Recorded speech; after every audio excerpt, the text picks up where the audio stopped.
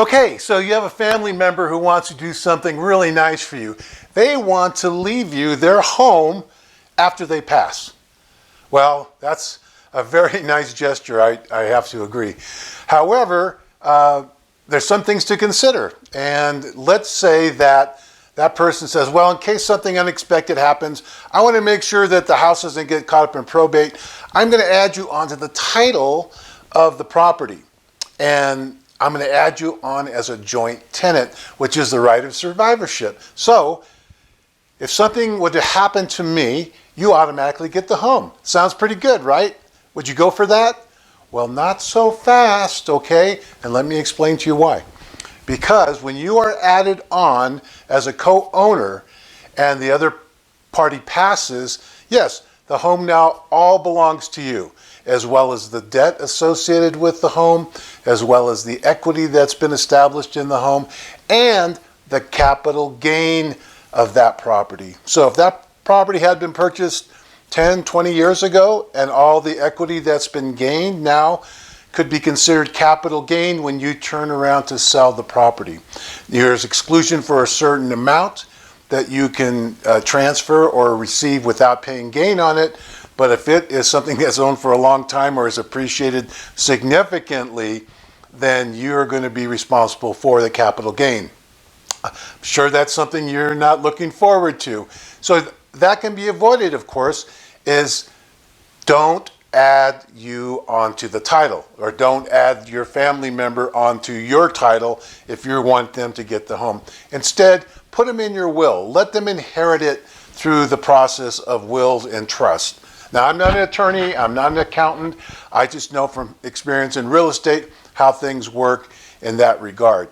So, if you inherit the home from someone, then the property value is what they call a stepped up base.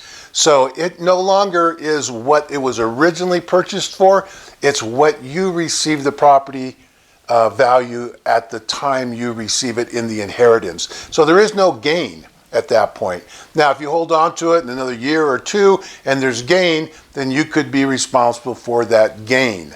But you're not responsible for the previous gain on an inheritance. So check in with your attorneys and your accountant in the best way to handle that. Now, another method to avoid probate and transfer property is what they call a transfer on death deed.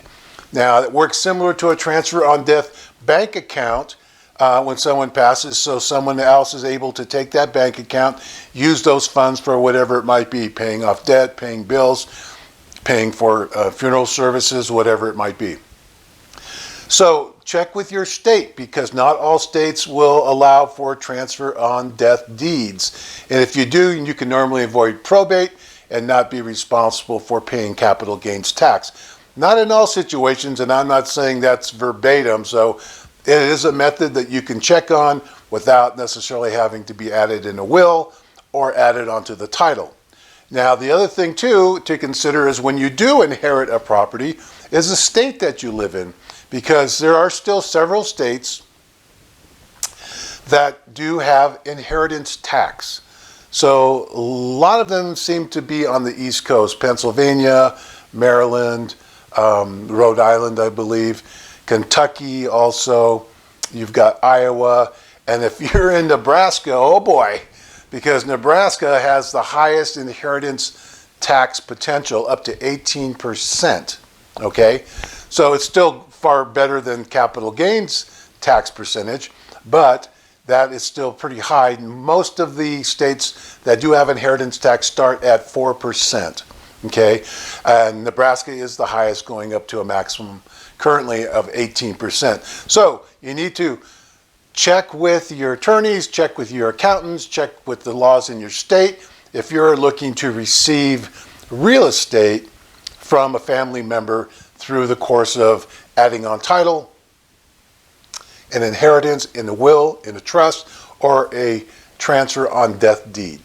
So, it's Brian Chandler with RE/MAX Alliance, sharing you with a little bit of information in case you're thinking about leaving your home to a family member, or you're a family member expecting to get a home from a family member, or maybe not even a family member.